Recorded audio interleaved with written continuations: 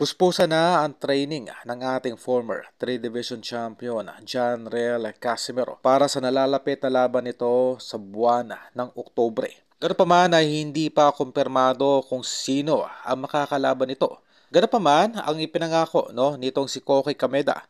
Nabibigyan muna nito ng isang tune-up fight ang ating pambatong si Cuadro Alas bilang isang preparatory para sa isang mabigat na laban nito sa susunod na taon. Kaugnay pa rin sa nasabing balita ay kumpirmado na isa itong ating pabatong si Cuadro Alas sa mga priority fight nitong si Naoya Inoue. Pagkatapos na magiging laban nito kontra Murujuan Akhmadalib. Dahil mula po sa ating nakuhang impormasyon ay 50-50. Itong si Alan Peter Picasso ng Mexico kung papalagan nito si Naoya Inoue. Kung maalala, si Picasso po ay isang undefeated fighter at mas mahalaga po sa nasabing Meksikano ang kanyang reputasyon at nababalita na tutol ang kampo nitong si Alan Picasso na dumayo ng bansang Japan para makalaban itong si Naoya Inoue. Dalang request po ng manager itong si Alan Peter Picasso na sa Amerika gawin ang naturang laban na siyang tinututulan nitong si Naoya Inoue.